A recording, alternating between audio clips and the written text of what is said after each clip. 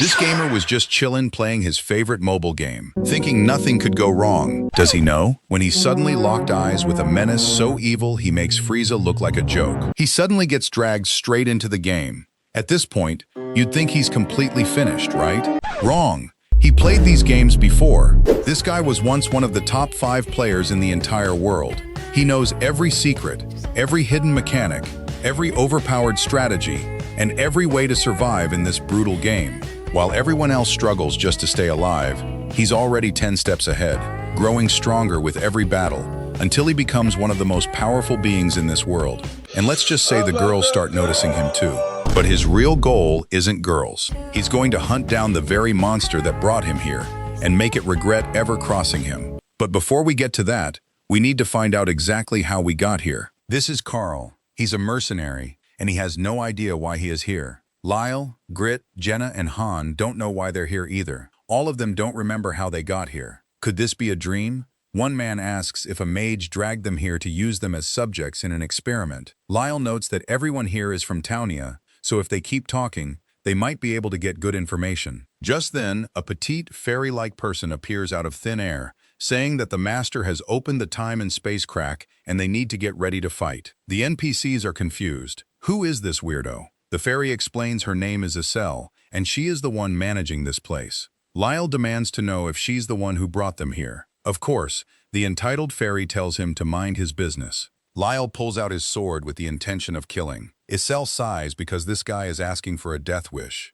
Lyle thinks he has aura, but in a split second, there's blood gushing from his neck. His head gets spliced completely off his body. Looking like Gojo, everyone freezes in shock. Asura warns that if they ever lay a finger on her, they will die. Then suddenly, there's a notification. A new party has been formed. Lyle, Ranto, Marlin, Kelcard, and Jackson join the party, all of them being 1 star. Azel dashes, announcing to open the crack of space and time. As the gate opens, Azel directs those who just joined the party to go into the gate if they don't want to end up like the last guy. But that's when Han questions the fairy. Since she also wants to climb the so-called tower, she should let the master choose the weapons. The whole party is 1 star, and they don't even have basic weapons. It's basically a death wish. A red-haired baddie thinks this dude is crazy, since, before, all he's done is talk about towers. A 2-star just died too, so Azel considers this for a second, before asking the master to summon equipment for the heroes.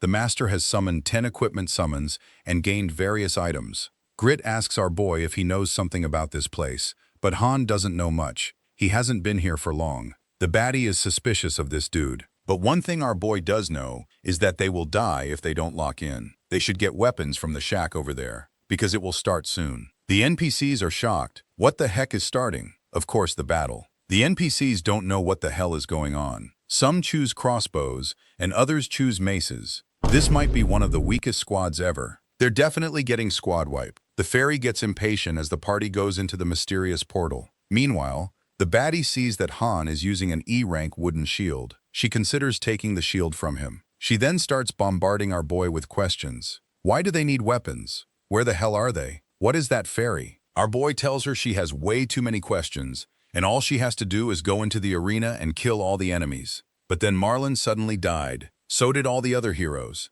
But it's to be expected, since they're only 1-star heroes. As the party lost, the fairy loses her mind, saying how can they be so useless that they fail on the first floor. The second party is then formed with whoever was left. An old man explains to the fairy that he's injured, asking if she can let him leave as the fairy gets agitated. Meanwhile, the baddie notices something. She grabs the old man, and the party is now ready to go. The old man is begging for them to let him go. As they enter, it seems they are at a temple-like place. There's a writing that says, "This is the main dungeon, and the current challenge is on the first floor." A notification pops up. The gate is opening. Get ready to fight. There's a sudden flash of blinding light as they appear in a vast open area. One asks Han where they are. Of course, they are on the first floor. Objective: annihilate the enemies. A single drop of sweat drops down his face. He tells the squad that if they don't fight, they will die, so lock in. Welp, looks like they're screwed. The baddie finds out that the old man wasn't injured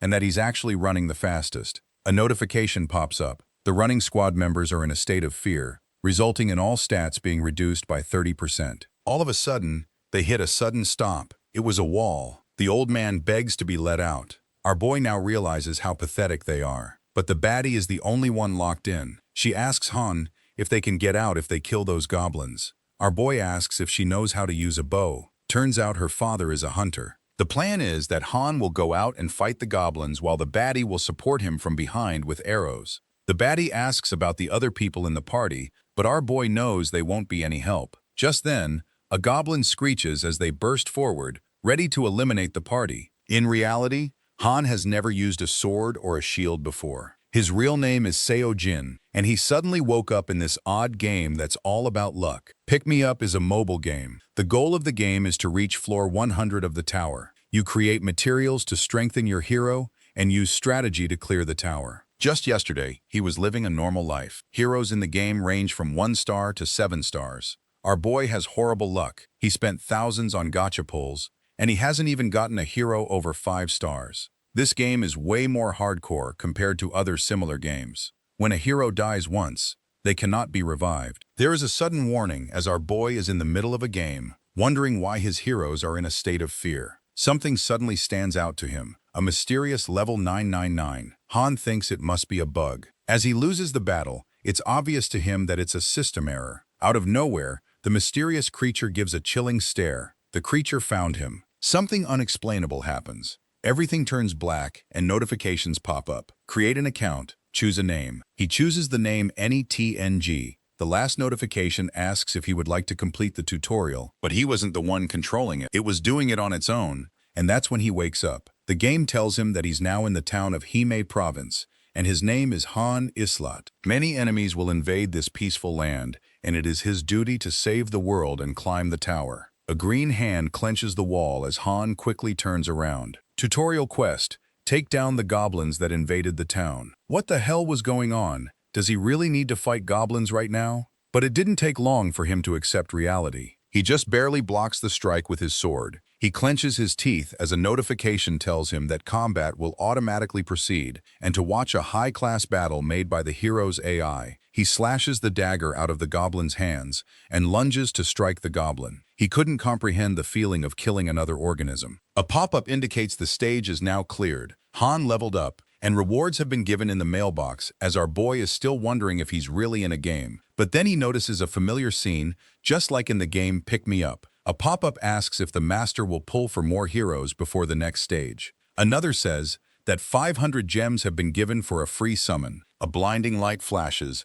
as a 4-star super rare hero materializes into the world. Han can't believe it. She just got summoned like a gacha game. Does that mean he was also summoned like that? The 4-star hero's name is Shay. She asks who our boy is and if he's the one who summoned her. The master formed a party with our boy and Shay. Shay slashes a goblin, wondering if Han is a noob because his form is so bad. But it's only natural that a 4-star hero is way stronger than a 1-star. The stat difference was overwhelming. Then the last stage of the tutorial was synthesis, basically a way to strengthen your heroes. Han knows he's done for. The 1-star will definitely be used as upgrade material for the 4-star. At that moment, Isel demands Han to go in quickly as the master is waiting. There's a slight pause as our boy shouts out her name. She's creeped out. How the hell does he know her name? He introduces himself as Han Seojin, but it says in her book that he's Islat Han, and he looks different from his picture. Isel asks if he's from Earth. What the hell happened? She's literally gonna crash out. Isel yells at Han to go in,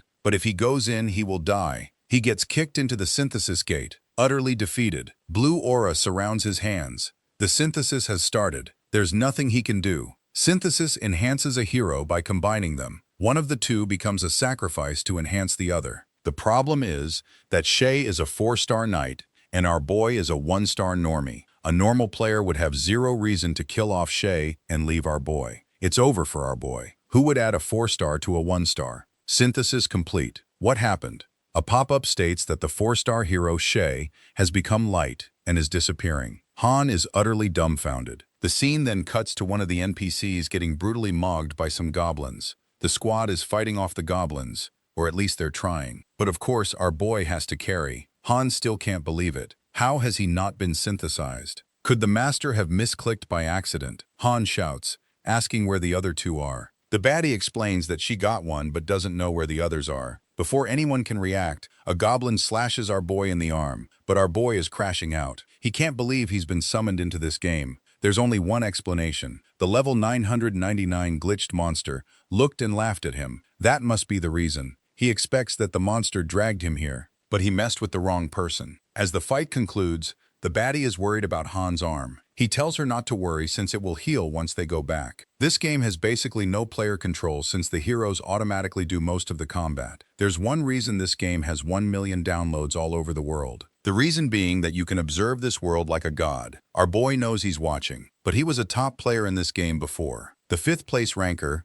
Loki, Master of Masters. We cut to the training grounds. Our boy is training, accepting that he is really in the world of Pick Me Up. There are 2 ways for a hero to die. That is either in battle or being compounded. He's a 1-star, and he knows that 1-stars are basically like trash. 1-star heroes' stats are pathetic, and their growth rate is low too. At this rate, he won't be able to escape being compounded. He has to get stronger in order to survive. This reminds him of when he was in the military. It's not just physical strength though. He needs to become mentally stronger as well. Back when he grew up without any parents or friends, he needs the hunger just like he did back then. The baddie then shows up, asking what he is doing. Our boy asks why she looks so gloomy. She was up all night thinking about what to do, since they can't get out of this world. Her father was a hunter, and archery was her hobby. She strikes the dummy perfectly, explaining that she will not be a burden. Jenna is also a 1-star. Even though it was her first time fighting, she managed to kill a goblin. She's a 1 in 1,000. Our boy decides to help her. Jenna holds out her hand,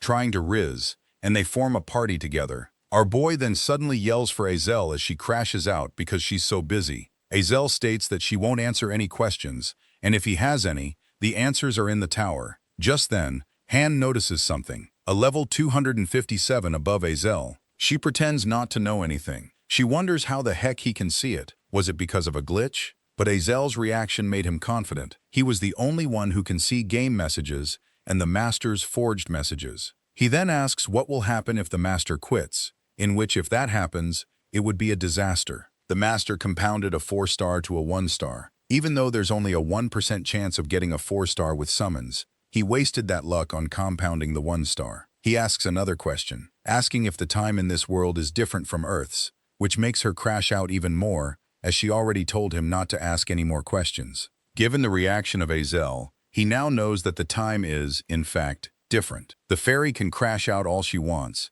but she can't do anything to our boy. She can only interfere in cases of self-defense, and when the master's orders have been disobeyed. That's when Jenna shows up, asking what they're talking about. Our boy found out that somebody called Master can give orders to them through Azel, and they have to complete the missions he gives. And once they complete the 100th stage, they will most likely be able to leave. She worries if it's just going to be the 2 of them, but he reassures her, saying that the master can summon other heroes. After completing a day of training, our boy discovered an interesting rule of this world. Daily necessities and food are refilled the next day, and if you imagine something you want, it appears in a drawer or in the closet. The results of training are also different. He learned some new things that he didn't know while playing Pick Me Up. Turns out there are cases where heroes have different combat power than others, despite being the same rank. These heroes have one thing in common. They're not lazy with their training. Training won't increase stats or levels, but it will refine skill learning and skills in general. The master will soon categorize the main heroes into 3 groups.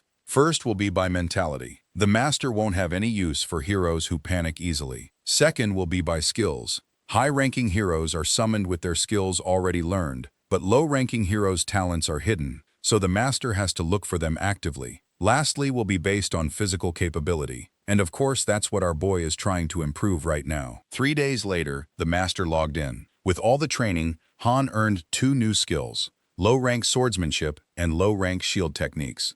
As the master summons new heroes, our boy knows that a party can have a max of 5 people, so he will probably summon 3 more. What will he get? Yeah, all useless 1-stars. Just like in the beginning, Jenna yells at them to get ready to fight, which makes bro hella confused. Just like before, Azel opens the crack of space and time as the 1-stars join the party. The heroes without weapons will automatically be given an F-tier old iron sword. When the fairy demands everybody to enter the crack, the new heroes lose their minds, as Jenna tries to hold them back, telling them that they don't want to act like that to her. Seconds later, they're all knocked down, one waiting for me to arrive. As the crack of space and time closes, she wishes them a fun time. This was floor 2. Goal: Kill all the enemies. The noobs are confused. I mean, who can blame them? This time it was not just goblins. There were level 4 prairie wolves as well. As the noobs begin to panic, they get induced with a state of fear, which decreases their stats by 30%. Turns out Jenna is scared too. When Han asks if something was wrong, she jumps. Han tells her to take care of the 2 goblins, and he will take care of the wolves as she yells at him to not scare her. Turns out Jenna was just a little spooked and was now no longer in a state of fear as she calms down. On the other hand, the noobs are just useless. At that very moment, the mobs rush towards our boy, ready to feast on them. But our boy is not weak anymore. He pierces the wolf straight through its mouth. But the wolf isn't dead yet because the weapon was so low tier. But even so, it doesn't matter to Aura King. It wasn't over though. He blocks the attack and goes in for a slash, finishing him with 1 strike. Our boy is worried. What happened to the goblins? Yeah, they're dead. Jenna shot them all. The stage was clear, as the party all level up and get a reward of 5,000 gold, 1 iron core, and 3 leather. As they complete the 2nd floor, they immediately proceed to the 3rd floor. God damn, they ain't getting no breaks. Our boy was low-key fine, but was it a good idea to go to the 3rd floor already with these noobs? This might not be a good idea. Just then, the master logged off, fulfilling a sigh of relief. He now knows it's 1 floor a day, and if time flows 3 times faster in here in the lobby, the next time he can log in will be in 3 days. His strength got an increase by 2 points. His stats have gone up by 4 in total, and his efficiency at leveling up has gotten better. This means his training is working. The 1-star heroes are still confused. Why do they have to fight, and where were they? But our boy knows that they were only 1 star, and lived their lives without being involved in the front line. He now knows why the nicknames of 1 stars are disposables. 2 stars are nicknamed mercenaries. He wonders if the higher number of stars you have means the more you get summoned. 3 stars are different. They start fighting right away. Did they know they were going to be summoned? And knowing their reason and goal for fighting? Han is certain Shay would have known. Looking at her behavior, he's certain of it. Jenna can't believe there's people like that. She asks our boy if he can just help them.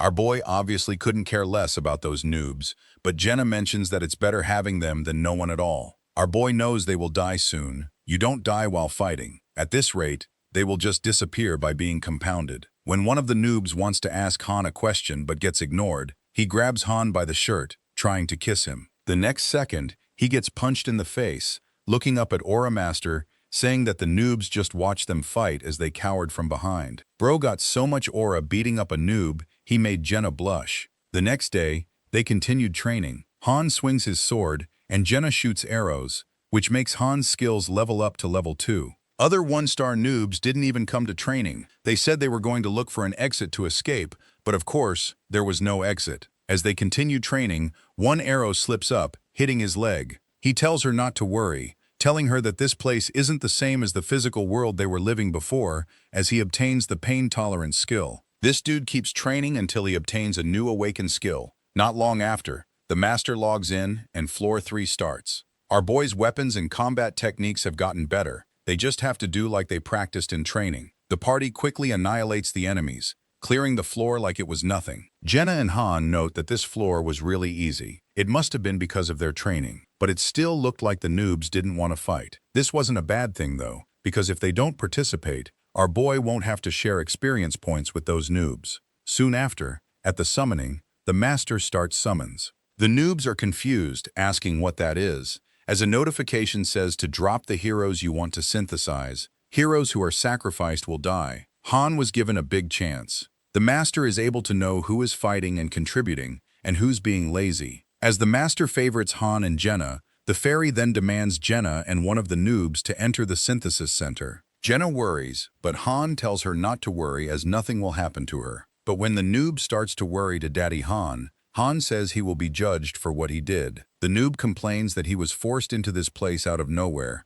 but that's only what he thinks. Even if he can't fight, things would have gone differently if he had just tried. As the synthesis center shuts, the master decides to synthesize as the noob is begging to be let out. Seconds later, his body begins to fade a bright blue. In the next moment, Jenna leveled up and gained the Eagle Eye skill. She comes out of the synthesis center, saying that the mister she was just with turned into light and disappeared. Our boy tells her that this place sacrifices useless people and it'll be his turn next, and coming with him will be one of these two. The fairy declares Han and Toby to be sent to the synthesis center next. The noob is devastated. On the other hand, our boy is as cool as a cucumber. The noob is so delusional that he thinks he's getting sent back home. Does he know? As the synthesis completes, Han levels up and gains a new skill, composure. He walks by the last noob, saying he got lucky. Jenna realizes that if the master doesn't find need in you anymore, you disappear in the synthesis center,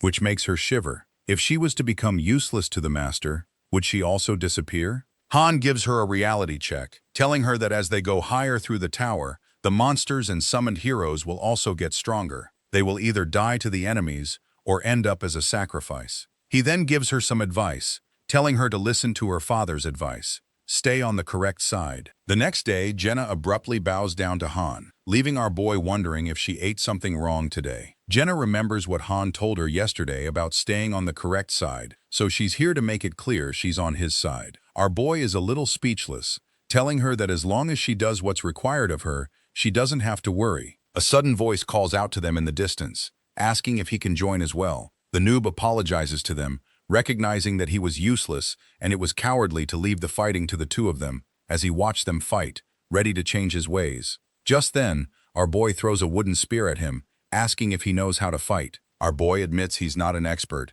but he's heard it's one of the easiest weapons to learn, mentioning the concept of melee, mid, and long range. Jenna knows exactly what this is. Sword is melee range, middle range is a spear, and long range is a bow. For 3 people, this is the most optimal combat formation. Han swings his sword, asking Noob Boy if he's ready to fight, which leaves the noob shocked. He's never fought before. Is he going to teach him the basics, at least? Our boy literally does not care, saying how can he teach him how to use a spear if he himself never used one before? He should be grateful he at least has someone to practice with. All our boy had was a scarecrow. As a strike narrowly passes by, the noob lashes out, ready to strike with his eyes closed. Han tells him that closing his eyes mid-fight is a terrible choice as he strikes the noob. He begins to vomit as Han tells him that he would have died if he was a monster. Jenna worries if Han is being too harsh when it's only the first day, but our boy doesn't intend to carry burdens along. He will throw away anyone who can't catch up. Afterwards, Han wants to know if he has any family, in which he responds by saying he has a younger sister waiting for him. He holds the wooden sword to his throat as he asks what will happen if he doesn't go back. If he gets killed by monster, it'd hurt like crazy. It will be better to just get synthesized. The noob clenches his teeth. Finally, Han says, he likes the look in his eyes much better now. In the next moment, the master built a level 1 blacksmith forge. Han orders Acel to come out, which annoys her, telling him that he's a nobody to order her around. He then asks her if she can use the internet, since she's the one that is sending tips. The tips she sent were probably from the beginner's guide. First, put 1 level into the training center, after summoning 10 weapons. The next is to unlock the blacksmith. Acel questions how he knows that, but of course he knows, because Loki uploaded that beginner guide. Acel explains that he's just a low-level hero in the lower levels of the tower. Sir Loki is a master among masters, saying that he's the god of pick-me-up,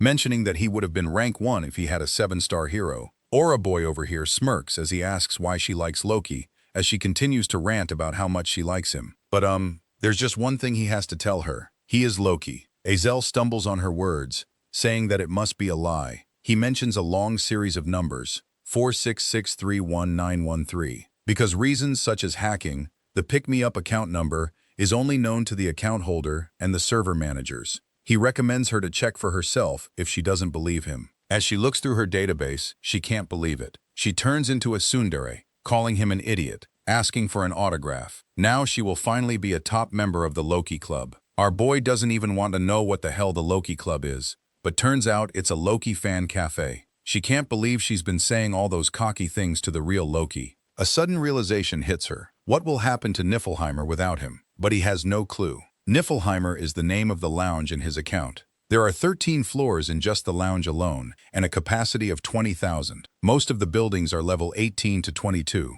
so basically endgame levels. But not that it matters, since the once Loki is now here. She crashes out, asking what will happen to his 20,000 troops. When our boy says to just send them off, she becomes all gloomy. He knows she can't, because she's just a middle-leveled admin that gets pushed around. Suddenly, Han asks Acel if the owner of this game is a human from Earth, and he knows that the heroes being summoned aren't AI. Azel confirms that they are all humans, but their origin worlds are a bit different. The master doesn't know that the heroes in the game are living humans. He's just a player who likes playing the game Pick Me Up. He then asks if he reaches the 100th stage, will he be able to return to Earth, in which she responds by saying she doesn't know. The next question he asks is who brought him here, in which she says that she cannot answer. This leaves Han disappointed and Azel guilty, but it's fine since he knows that he'll figure out the truth by climbing the tower. Turns out that there are other masters and their lounges the same as this one. That means that there are 1 million worlds like this that exist.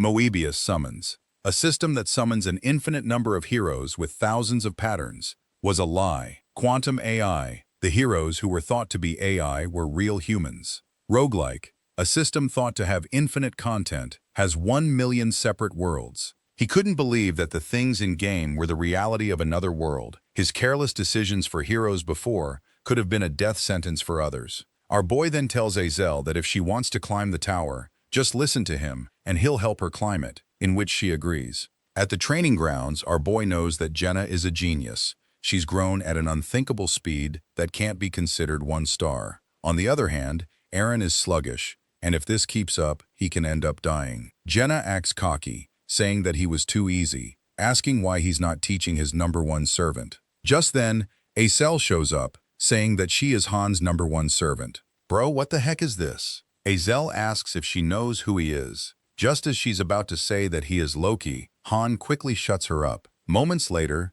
they are in the storage, gathering materials as they make their way to the forge. Based on the conversation with Azel, our boy found out that he is half master and half hero. That means he might be able to enter areas which only master can. Azel asks what he's going to make. A notification shows up, saying that there will be penalties. Since the facility is lacking, there is no blueprint and no expert. The success rate is horrible. There is another pop-up stating to choose a puzzle difficulty. The higher the difficulty, the better the reward. Our boy chooses Extreme Hell difficulty, which leaves Azel dumbfounded. Our boy knows this game. It's a mini-game only for masters. Most masters don't do it, but its rewards are crazy. He has 3 minutes. Azel glazes like usual, saying things like, "This must be the legendary Thousand Hand. This dude thinks he's Goku with his fast hands." Moments later, he obtains a C-grade well-forged longsword, as well as a bow, spear, and a shield. Although they were all C rank, it was better than nothing, and it would be too risky to make any more since the master might get suspicious.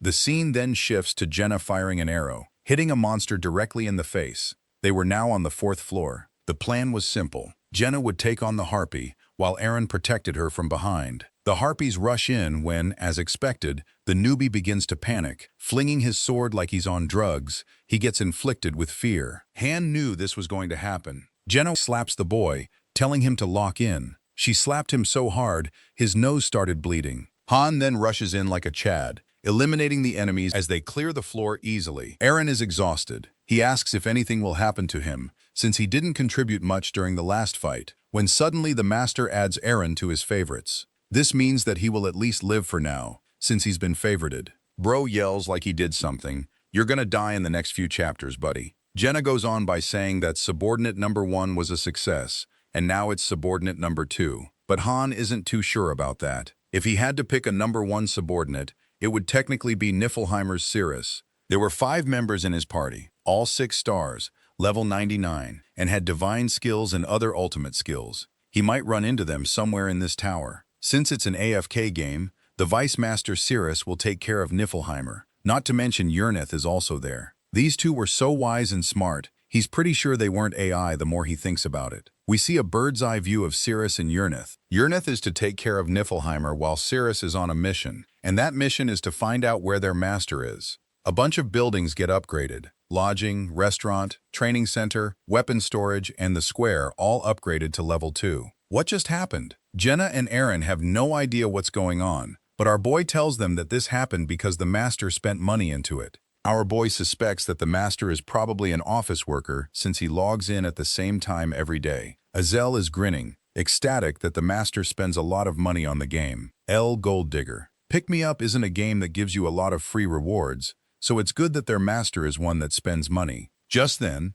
the master began 10 summons. It was time to invite a new member to the party. There are two ways to summon in Pick Me Up. The first is regular summons, which uses gold, and the other is advanced summons, using gems. Of course, advanced summoning is better in order to tempt users into spending money. The 10 summoned heroes are all confused as always, when suddenly, Han positions his sword toward a hero's neck, saying that if they manage to survive, he'll explain everything. At that moment, Asura demands everyone's attention, asking if anyone here is a carpenter. She continues asking if there are other roles like blacksmith, tanner, or cooks. Jenna asks what she is doing, and our boy replies that she's giving out roles since there are new facilities. The system of the lounge will now change. A second party is made of 4 1-stars. Han explains that if you don't have stars, you have to use your body. As for useless people, it would be a waste to feed them even garbage. The master will probably start separating the useful ones by sending the 1-stars into the dungeon. If you can't adapt to the situation, you will die. As the heroes are in the dungeon, one already dies.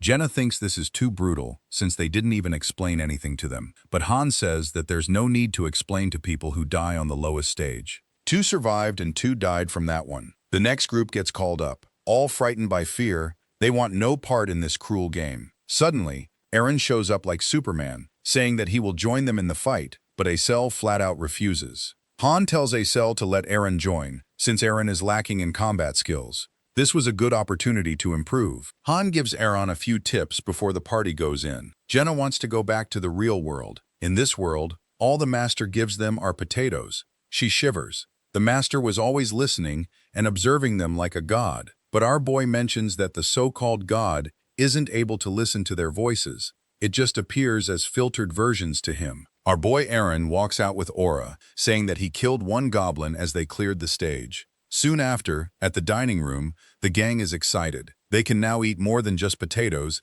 since the dining hall got upgraded to level 2. But this so-called cook explains that there are only seasonings and potatoes here. Han doesn't like this guy. Why did he say he was cook when he doesn't even have a cooking skill? He goes up to a girl, telling her that from now on, she will be the one cooking. The bastard then yells, saying that he'll try to cook something, but of course our boy knows that he's only doing this to not be useless, or else he'll die. He warns the bastard that this is the only time he is going to overlook this. The girl made multiple dishes with just potatoes, and Jenna is shocked that she was able to make such delicious food with just potatoes. The main party begins to explain their situation to the new heroes. Since Enoch and Chloe are the carpenter and the cook, they are doing something else. Bastard nervously says that he can also be a carpenter when Han says that if he lies again, he will personally synthesize him. He continues by explaining that, although non-combat jobs have higher chances of survival, you can easily get replaced if a better skilled person is summoned and you will end up with a combat job. Starting from the second day, the simple life started to change. Only 3 people joined the training: Guide, Hansen, and Dika. The rest were scared. Han speed blitzes them in an instant. The difference was too large, around 7 to 8 stat difference. Jenna's low-rank archery skill has already reached level 5, as well as her low-rank dagger skill that reached level 2. Eren's spear skill reached level 2, but he hasn't progressed any higher. Han feels bad for him because he didn't get a useful skill. Meanwhile, the 3 in front of him all have level 1 swordsmanship. A few days later, the free 10 pull happened again. This time, Eren and the other 3 handled it without Han. Only 1 person died during the process. But one thing confused Jenna. Why was the master not going to the 5th floor yet? It's been a long time since they cleared the 4th floor. Han knows that the master won't go to the 5th floor yet, because that floor is on a completely different level. But he just says the first party members haven't been selected yet. Every 5 stages, the difficulty spikes. It's the same idea like a boss stage. He doesn't even know if he'll 100% survive. Not to mention, even with the training, the amount of people who will die. He doesn't want to tell Jenna. Eventually, the enemies of the 4th floor screech, as Han tells the noobs to just be shields, and that they will be supported by arrows and spear from the back. The noobs get hyped as they push their way through the enemies. Even noobs have their own way of fighting, and that is instead of individual power, they combine all their strength. Han won't fight. If he gets involved, the noobs won't get any formation practice, and besides, he can clear the floor by himself. They clear the stage as they celebrate. One even says it was too easy. In the second 10 pull, they gained a blacksmith as well as a tanner and have begun to produce equipment. They mostly create E-rank swords and shields. These were given to the new heroes to increase their survivability. And of course, for the main party, higher quality equipment was given. Also, 3 people who weren't active were synthesized. These were the same guys that never came to training and said that they would look for an exit. A few days later, a young boy complains, asking why they are going to the 4th floor again. Han asks Isel if they are going to the 5th floor today, as she confirms that indeed they are. Han mentions that today's dungeon will be a little different as they enter the 5th floor. Eren notices something different. There were no monsters. Our boy says that they will first head to the city center to determine the situation. This city is empty. There aren't monsters or civilians. That's because this isn't a mission to kill enemies. Suddenly, a noob freaks out. There was a human corpse lying on the wall. Jenna notes that this is completely different from what they were doing before. Our boy tells them that what they did before was nothing compared to this. Han tells Jenna to climb the clock tower. She looks around for a second when her expression shifts dramatically. There were thousands and thousands of goblins. This was the 5th floor. The goal of the mission is to survive the 1846 bloodthirsty goblins. Eren asks if something went wrong, but our boy tells him to stay calm, since this is a survival mission, not an elimination mission. They just need to survive for a certain period of time. They won't be allowed inside buildings. The total time they need to survive is 10 minutes after the enemies arrive, but this isn't looking good. The possibility of a party surviving a survival mission from past floors was 9%. There aren't many high buildings, and the game got lots of complaints about the heroes being pulverized in the low buildings. One noob panics, asking if there is a better place to go to, but Han says that there aren't any good buildings anywhere, and they don't have time to look for another place. They have to make do with this location. Since the pathway is small, they just need to fight one at a time. It doesn't matter if they have thousands. The plan was simple. Han takes the left pathway, Aran the right, the noobs on the back, and Jenna will stay in the middle, shooting her arrows only when Han tells her. The party quickly tries to build barricades. Our boy is nervous. The clock says 30 minutes. He doesn't know why the hell it's 30 minutes and not 10 minutes. A few seconds later, he sees a goblin a few steps away from him. The goblin notices him as the timer starts. The goblin rushes in before they could even finish building the barricade. He quickly slashes the goblin as multiple more goblins appear in the party. He yells at Eren to make barricades with the goblins' bodies. Hundreds more goblins come barreling through the pathway. Jenna shouts at our boy, telling him to give her a signal to shoot any time. Our boy has too much aura and solos these goblins. He yells for the noobs to switch out, but he won't listen. This was bad. The noob doesn't have enough stamina. Not only that, but his level is also low and his technique is not that good. The method for consuming the least amount of stamina is to use 1 slash per monster, but there were just too many. Han finally tells Jenna to support the noobs as she fires an arrow at lightning speed, connecting directly to the goblin's skull. It's only been 5 minutes, and one of the noob's arms was severed. Things were going horribly. Jenna gives her best effort to heal his arm. A goblin tries to strike from behind, but our boy quickly takes care of multiple goblins. There were now only 3 minutes left. Shortly after, one of the noobs is stabbed in the stomach. Jenna finishes off the goblin as she rushes toward the noob. The noob was dead. There were just way too many goblins. A notification appears, saying that the heroes' souls are being awakened and Han's sword and shield techniques have increased to level 5. The noob is surrounded by hundreds of goblins, begging for someone to help him. It was too late though. Our boy finds a high building, and when Jenna is on it, he jumps. As Aran tries to get up, a goblin stabs his leg. Han then comes in like Batman and kills the goblin. There was only one way to save Eren, and that was to cut off his foot. Eren screams in agony as there is a notification. Eren is on the brink of death. The goblins topple on top of each other, trying to reach the heroes. Jenna can't hold on any longer. All they needed to do was just hold on for 30 seconds longer. Suddenly, a goblin's hand grabs our boy, but when he tries to strike the goblin, he gets stabbed in the stomach as a crazy amount of blood gushes out his body. It was over for them. Han was down, and so was Jenna. There is nothing they can do, or can they? Han crashes out, going berserk mode. This was just the first floor. There was no way he was going to die here. Han makes easy work of these goblins. Skill awakened. Han obtained the skill Berserk. His whole body aches in pain, but he won't lose to garbage like goblins, slashing through multiple with just a few swings.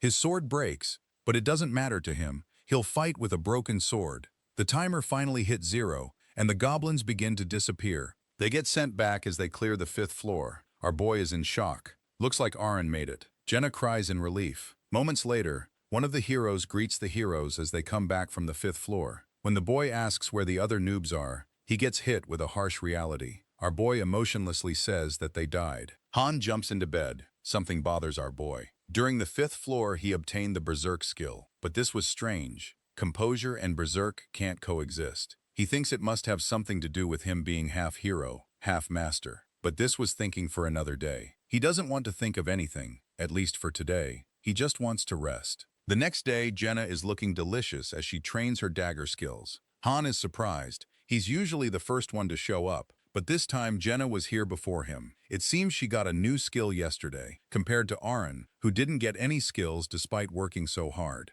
Han was now level 9. His basic swordsmanship was now level 5. Since he is close to the max level of 1 star, which is 10, it's about time he gets promoted to 2 stars, but something serious was blocking his way. A baddie stroking his abs. Han can't believe Jenna is totally fine even after what happened yesterday. On the other hand, Jenna wonders what Aaron is up to, since he usually comes out early for training. Han mentions that he must be having a tough time since he was close with the noobs who died yesterday. Unlike certain guys, there are people who would do anything to avoid being synthesized. They would even rush down if the master logged in. He mentions that the noobs who died yesterday had a lot of potential, and it would have been better if these chuds died instead of them. Just then, a voice echoes from behind. It was Aaron. He's in pain. He says that if only he was a little stronger, he could have saved those two. Han coldly states that they died because they were weak. It's been 1 month since our boy came into this world. It's the equivalent of about 10 days in real time. Based on what he observed so far, the waiting room and the Earth's time difference is 3 times. The master would log in the morning, afternoon, and at night. In stages that need battle, time flows the same as real time. Just then, a cell exclaims that they should all worship our boy since he just cleared the 5th floor despite only having trash on his team. He is truly a master of masters. Jenna side-eyes the hell out of Azel. She asks why she's glazing him so hard. Soon after, a new party was formed, with Han, Jenna, Louis, Joffrey, and Owen. The 5 of them were told to enter the crack of time and space. Azel tells them not to worry, since this time it will be easier. It was a daily dungeon. Han tells them not to worry since they won't have to fight. They entered the daily dungeon, Kendert Forest. It was the lowest rank. Jenna asks if this is similar to the 5th floor, where it is a special mission, but Han just pinches her cheeks, asking her if she is dumb. This is a place to gather materials, and this gate is basically a grocery basket. You gather materials, and if you throw it in there, items are made. Jenna and Han have a different objective, though. They are going to hunt a mystical deer. When Jenna finds it, she drools at the sight of potential meat. In a second, an arrow pierces the deer in the neck, instantly killing it as she looks like a psycho. Turns out, since her dad was a hunter, she knows how to butcher various different animals. Moments later, MC is at a beautiful lake. There's 30 minutes left to gather materials. Once the time is up, they will most likely be teleported automatically. He found what he was looking for, the rare monster that appears in the daily dungeon's forest, the queen of the forest. It possesses a promotional material, a low-rank attribute stone. He lifts his feet off the ground as a low-rank deer notices something, but it's too late, and its head is already chopped off. Another low-rank deer charges toward our boy. He makes easy work of it and is now face-to-face with the queen of the forest. The queen huffs a strong breath as our boy lifts his sword, telling it to try him. Soon after, he comes out of the forest holding the decapitated deer head over his shoulder. He meets up with Jenna. Turns out she caught 2 deer and 1 boar. She questions why he brought the head. The head tastes the worst. Han simply says that it's because it's a female with a horn. Just then, a sudden notification appears. Jenna awakened and received a new skill, Hunter of the Forest. He can't believe she awakened again, thinking that promotion should be easy for her, holding a low-rank wind elemental stone. Back at the cavern, there is so much delicious meat. But Han tells Jenna to follow her, since she's done eating. Daily dungeons change daily based on the day of the week. Today is Plateau, and you can earn other elemental stones here. They enter the low-rank Plateau dungeon. Jenna asks if they can really get stronger by just gathering materials. Han mentions that elemental stones are what make you stronger, and that's what they're looking for. Han notices plants of life. He's only seen images of them before. Apparently, they're a key ingredient in making healing potions. Soon, the duo is face-to-face with a giant wolf, but it was easy work for these two. Han mentions that since others may smell the blood, she should do it quick, as they receive a low-rank water elemental stone. A few days later, the party are now on the 6th floor. A new member, Dika, joined the party. This time, the mission of this floor was exploration, a quite uncommon mission. Eren is scared. He asks if this is like the 5th floor, since he can't see any enemies. When Han tells him to shut up, they shut up like good boys. He tells him to stay calm. If they satisfy the requirements, they can safely pass this stage easily. There were 3 level 8 goblins. Our boy notices a blowhorn on one of the goblins, which means they probably have allies nearby. Jenna scouts nearby and sees what looks like a goblin village in the distance. There was about 100 goblins. Our boy confirms that this was a trap. If they fought without knowing the village was nearby, it would have been over. The plan was Jenna was to shoot the goblin on the right, and when Han distracts the other goblins, Eren was to put a spear through its head. And for Dika, well, he was just to help if a situation occurs. An arrow comes flying and hits the goblin on the right, and while the other goblin is distracted, Eren kills it, and before the last goblin can call his allies, Han slices his head clean off. They clear the stage, but it's not over yet. Our boy goes off running. His goal is to find a hint for the next stage. Now that the exploration missions are available, this can't be just a mission. He reached the goblin village where wolves are being tamed by the goblins. This was interesting to our boy, when suddenly a goblin noticed something, but it was too late. Our boy already disappeared. As the squad gets teleported back, Jenna asks why he just started running off out of nowhere. He simply replies he was just taking a look around. Hints like that which appear in main dungeons are linked quests that start with exploration. These are known as streams, and being able to analyze these streams depends on how smart the master is. But he doesn't know if the master saw what he saw, and something is weird. Streaming normally isn't supposed to appear this early. As the cook runs up saying there is trouble, she mentions that strange people came by. Our boy argues that strange people come by all the time. There is a sudden shift in his expression as she mentions that these people had weapons and something was off about them. He knows that they're here, the high-rank heroes. A notification appears. The pulverizing wolves mercenaries appeared. A strong link can be sensed between these 5 summons. MC asks if the master bought anything while Azel is dancing in excitement, confirming that the master bought 2,500 gems and 50,000 gold. This confirms his suspicions. They were the high-rank heroes. But if he was the master, he would have put them into the party before challenging the 5th floor. Our boy turns and says that the party is dismissed here. Nothing changed just because some newbies are here. A girl stands there aura farming. Jenna confronts her, asking who she is. She replies, saying her name is Sirai. Jenna introduces our boy, saying that although he might look scary, he's actually a sweetie pie. As expected, our boy sees she's a 3-star and already has a class. Our boy wants to have a talk with Edis. Edis asks Han if he knows anything about this place. He replies, saying that there are things he knows and things he doesn't. He asks how much she knows. She doesn't know how she ended up here. The only thing she knows is that she's been summoned here to fight. Whenever she tries to remember them, her head would hurt. Looking at her clothes, Han tells her that she was probably a mercenary before. She remembers working as a mercenary in Hassia, but when she woke up, she was here.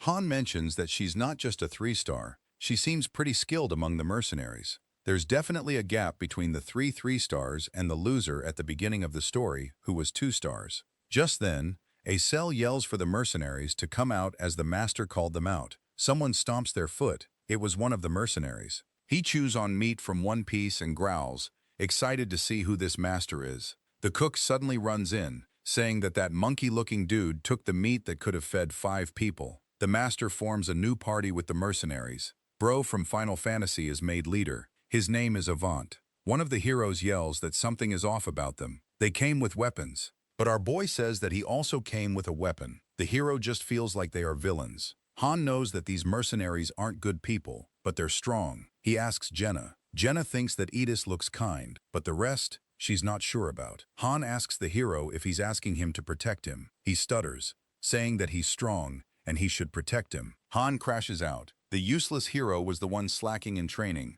All they do is beg for the strong to protect them. All of them are not even close to Dika's level. They all acted like they were training and just ate the meat that Jenna hunted. They were worse than scum. He gives him a scary glare, telling him to get lost. As they go away like good boys, Eren feels bad for them, but our boy tells him that they should not be pitied. While he had his leg cut out and was bleeding like hell, they were slacking and sleeping. Meanwhile, Dika looks absolutely beaten up. Eren explains that it was a simple duel requested by the mercenaries. Han tells them to go rest. But looks like Jenna isn't going. Moments later, The mercenaries are back and clear the stage. The leader notices our boy glaring at them and asks what the hell Hez looking at.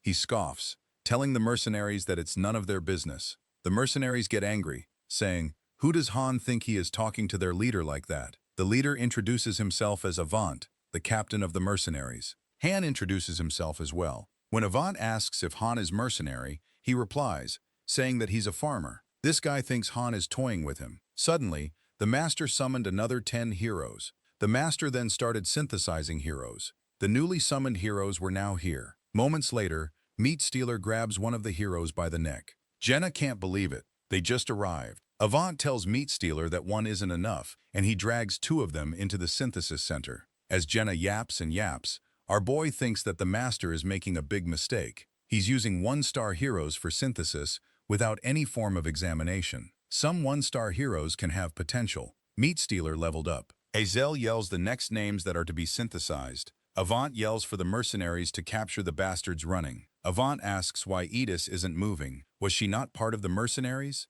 Through discomfort, she grabs her blade. Meanwhile, Han says to Azel to tell the master that he won't know which 1-star is useful without using them beforehand. Meat Stealer comes in, telling him not to butt in, but Han says he was just giving the master advice. Was he not happy? This ticked him off and pulled out his axe, ready to swing. Just then, he narrowly dodges a piercing arrow. It was Jenna. She shot a warning shot, saying that she missed on purpose. Edis tries to stop Avant from lashing out, but he shuts her up. He raises his sword towards Han, asking if he even knows who they are. He says he knows. They're trash. They all show hostility towards our boy. This forces Azel to make them stop, since it's forbidden for the heroes to fight amongst each other. Han tells Azel that it's not forbidden. He confronts Avant. He knows that they're just a dirty thief group. Avant gets mad and threatens him, asking if he should cut him in half. He convinces Azel that some heroes are summoned with nasty personalities and they need to get cut down. Azel can't disagree. Han requests a duel. Avant thinks our boy is nuts. He didn't even do anything to him. Han knows how they like to act. The reason Avant asked if that's everyone in the plaza was because it would be bad if there was someone strong. And he's acting this way now because he decided that there's no one strong. And even if he consumed a 1-star, it wouldn't be enough for him. Avant asks if he's willing to become a sacrifice. Jenna is worried. Basically, whoever wins this duel will consume the other. Avant grins. He pulls out his sword with aura as he accepts the duel. He tells Jenna to bring the people back to the buildings, but Jenna worries, asking if he's gonna be okay. When he asks if she thinks he's gonna lose, she knows that he won't. Holy aura, the rules were simple. Whoever surrenders first will be the loser. Avant is cocky, saying that he won't kill him since he needs a living sacrifice anyways. Han tells Azel to make sure no one interferes with the duel. Suddenly, Avant charges toward Han, saying that it was a mistake to not have drawn his sword yet. Han is calm though. Based on Avant's stats, he definitely has potential. Although he's level 2, his strength is already 20. He also has level 3 basic swordsmanship. But there was just one problem. Han is level 9. Who does he think he is acting all tough when the level difference is so big? Avant's swing misses, and Han is behind him. He grabs his arm and head and pummels him into the ground. This dude knows he's done for. He then pulls out his sword, spins it a little for aura, and stabs him right through the shoulder as he screams in agony. The goons nervously ask Han to leave him alone, but they didn't leave the people alone, so why should he leave him alone? Besides, whoever surrenders will lose the duel, so all he has to do is surrender. Just as Avant was about to say he surrenders, Han grabs his mouth, preventing him from surrendering. He tells the goons that it's none of their business whether he dies or not. Most aura MC. One of the goons says they are a legend and they should be respected, but our boy asks Edis. She reveals that they used to be, but now they were just a thief group. Han asks why she's with them. She responds by saying that it was her father's request. Han then asks Edis if she will join him or be with scum like them. When Edis murmurs a single word, Meat Stealer gets anxious, yelling if she's got a death wish. Meanwhile, on the floor, Avant tries to grab his sword, but is swiftly stopped by Han. He tells Edis to come over since they conveniently need one more person. This causes Meat Stealer to confront Edis, asking if she knows the price traders have to pay. Edis is shaking, but she knows who Daddy is. She leaves the mercenaries, and the mercenaries are now disbanded. Han tells the rest of them to get lost since he has no use for them. This causes them to crash out and charge at him. Azel comes in, telling them that the duel isn't over and they can't interfere. But these don't know who they're up against. Of course, our boy knows. Acel slices all of them into beef jerky in an instant. Avant surrenders, and Han dispels his berserk mode. This means that it's time to consume this bastard. Han leveled up and his basic sword and shield technique also leveled up. A notification appears,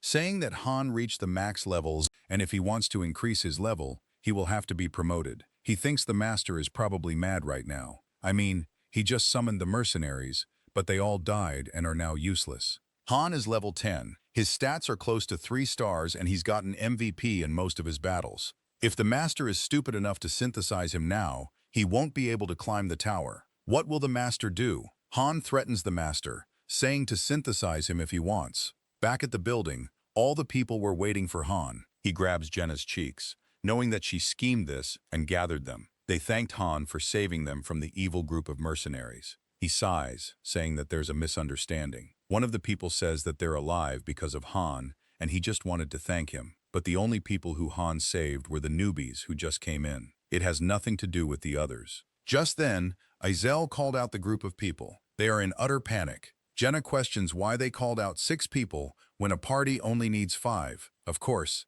it's because it's for synthesis. The group's faces show terror. One says that he did his best. Then Han asks Eren and Dika if they think the group did their best. They stay silent. Han continues by asking Jenna if they ever helped her with hunting. She remembers one time where they helped carry the meat and leather she butchered. Our boy says that they're the same as animals, since even animals can carry stuff. One gets angry, but gets quickly shut up. Acel comes in and demands that she already called out for the people. They should come when she's being nice. They beg for Acel to ask the master for mercy, since she can send messages to him. When Jenna asks who they will synthesize with, Han guesses it's probably Edis, since she's a new summon, and her level is still low. Soon after, they finally get synthesized to Edis. She levels up and obtains a trap disarm skill. As Edis finishes with synthesizing, he warns the others to not piggyback off their work, expecting that someone will protect them. They are all devastated. One of them says that he's not talented at fighting.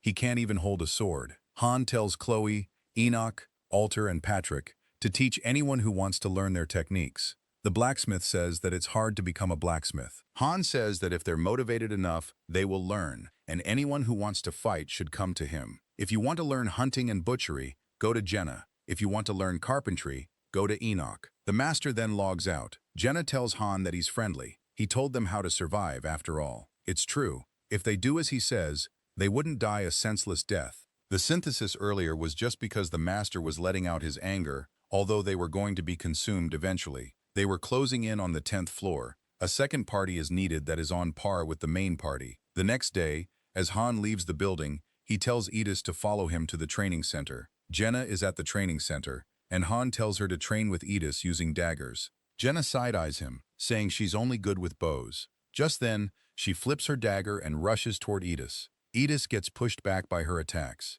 She can't believe someone so young is this strong. As Jenna slashes at Edis, charges in. Soon after, Edis is breathing heavy. She asks Jenna if she's part of a famous martial arts family. Jenna explains that she wasn't this strong at the start, probably weaker than Edis is now. She only became this strong after training here. Han notes that Edis might be weaker now, but she has skills and growth stats far better than 1-star heroes. She will be able to close the gap between them as she levels up. Eren screams from the back, saying he's lying since he's been training hard for so long, but he's not even close to Han's level. Our boy wonders if this is the result of the mass synthesis yesterday. There were more people training now. However, there still weren't enough of them here. Even if they want to be supporters, there are only 2 spots per facility, and the rest will probably become synthesis food. He then notices a young man. He walks up to him and asks for his name. He introduces himself as Usher. Usher says that he was previously a porter for the mercenaries. Han notes that he fights pretty well, even though he was just a porter.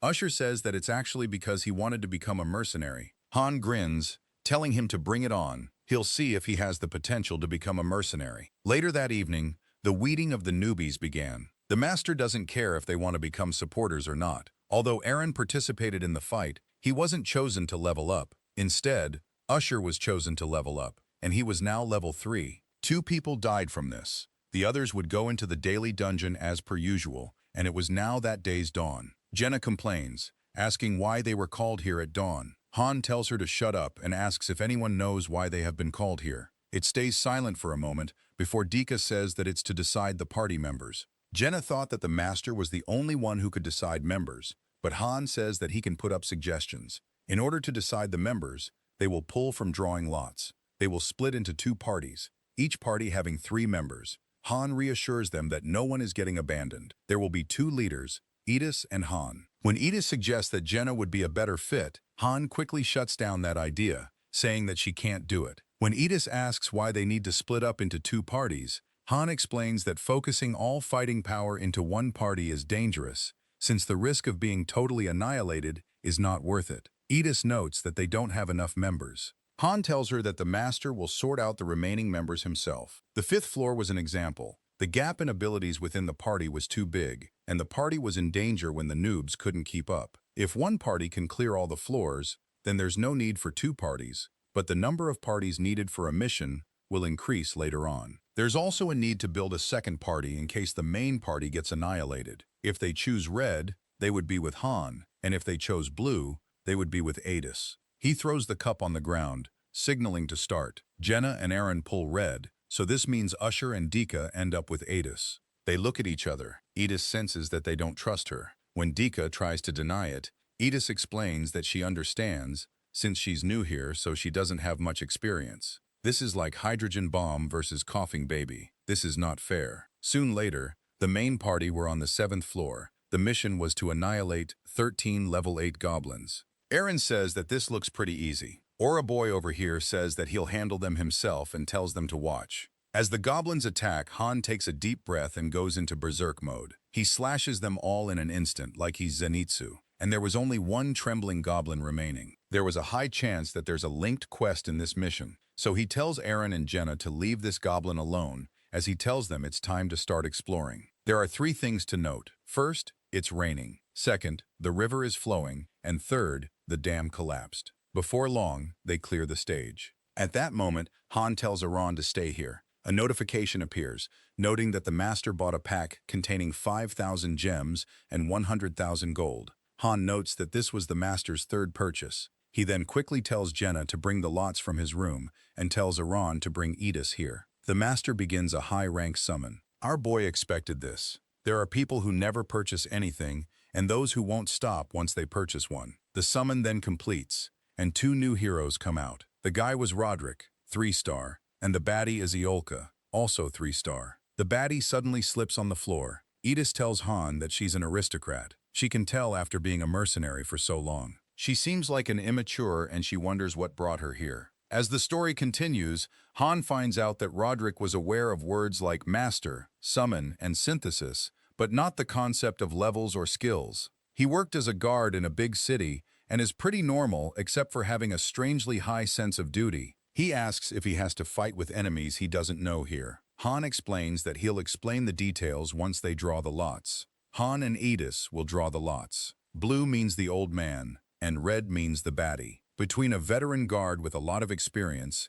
and an immature aristocrat, the better choice was obvious. Han asks Jenna to bring the lots over. He quickly sees that the one on the right is red, but Edis might have seen it too. As Jenna puts down the lots, Han swiftly lunges, saying that blue is the right choice. Just then, the baddie uses fire magic, which surprises our boy as they grab their lots and fight for it. The baddie was a magician, level 3. Turns out they both grabbed the red one, and they argue like a married couple. Although warriors and thieves can be obtained by growing 1-star heroes, magicians are different. It's a rare character that can only be gotten from gacha, and there's a very low chance for a magician to appear. Jenna says that they are restarting fair and square. They both agree that no matter what, they won't hold grudges. They both pick their lots. Of course, Han got the baddie. Iolka was now in the main party, and Roderick joined party 2. Meanwhile, one of the people are begging to be let go. He yells at our boy, saying that he worked hard just like Han said. But why was this happening? Han states that he is one of the people who couldn't learn support skills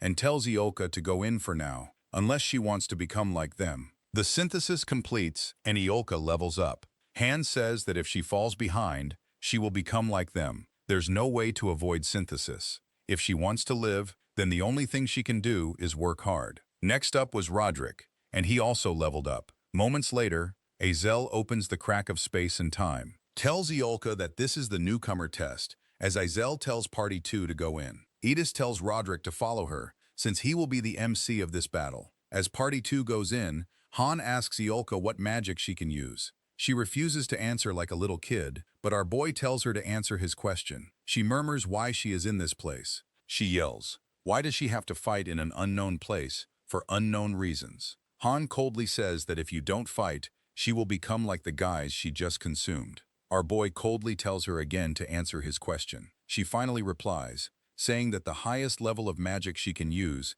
is third circle fire magic. Our boy already knows she can use fire magic and asks if she can use teleportation or any other support type magic. She replies by saying that only a 3 runa would learn support magic. With a smirk, she says that he will be so surprised that he will fall after seeing her fire magic. Our boy thinks that it's a little unfortunate. A defense system is more versatile than an attack system. He asked because, while she doesn't have a skill window, there's a possibility that she will awaken, although it doesn't seem likely. But still, a mage is a mage. As Party 2 comes out the dungeon, our boy wonders if they already went into a low-tier floor to test their formation. Looking at Edis's expression, seems like Roderick was stronger than she thought. Our boy then tells his party that it's their turn. At the front of the dungeon, Han thinks that floor 4 would be good. If he wants to test her magic, the 4th floor is enough. What he needs is to find out what type of mage Iolka is. Han tells the party that they are to stand down, as they're here to assess Iolka's magic abilities.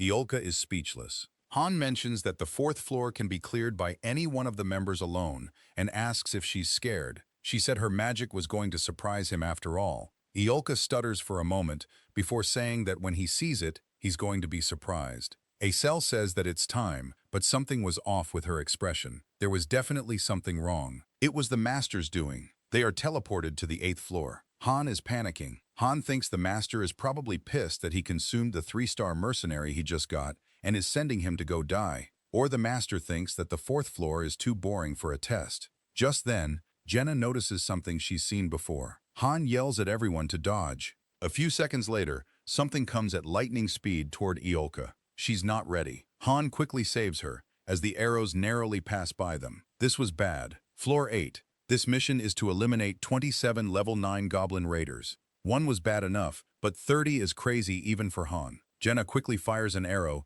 and strikes 1 goblin raider. Han tells Aran that the moment the goblin raiders attack, go to the side and attack. Just before he is about to tell Iolka her command, he notices an attack and just barely blocks it with his shield. The very next second, a second goblin raider closes in from the side. Han barely dodges, clutches his sword, and slashes it clean in half. But the attacks just won't stop. A goblin raiders and wolves. He yells for Aaron, and Aaron clutches, stabbing one of the goblins straight through the chest. A goblin raider with a crossbow fires, which Han blocks. He yells for Iolka to cast, but she's stunned. She says she needs time to cast her spell. Han swiftly shifts his attention and cuts down another raider. Iolka closes her eyes and begins channeling her spell. Han tells Aaron to block the bolts that are being shot at Jenna so she can focus on attacking. The goblin raiders begin shifting their attention to Iolka. Our boy notices that they're smart enough to focus the mage. The most he can do is buy time. There was just too many of them to block.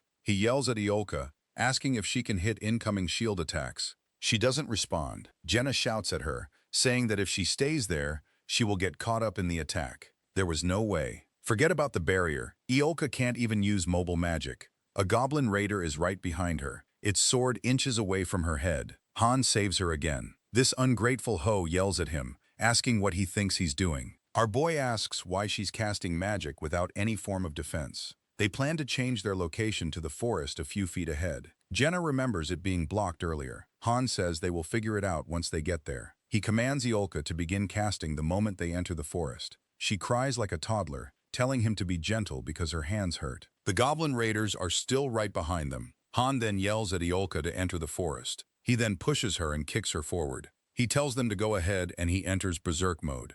This was the second time he went berserk mode today. He's tired, but he needs to buy some time here. A goblin fires a bolt, which gets blocked easily. Then a raider suddenly tries to attack our boy. They were unexpectedly fast. He narrowly dodges but quickly gets bombarded with arrows. But he wasn't going to fall here. They have a weakness, and that is to get rid of their mobility. He cuts down the goblins one after another, Aaron shouts at Han. A goblin struck him from behind, and Han is no longer in berserk mode. His stamina is drained. The goblin goes for a finishing blow, but Han pierces a sword through his head. Aaron reminds Han that he can help, but he tells him don't come. He will group them all and lure them away. He tells Aaron to just deal with the ones who headed towards them. He wonders what is taking Aolka so long to cast her magic. Jenna shouts out that they're done with the preparations.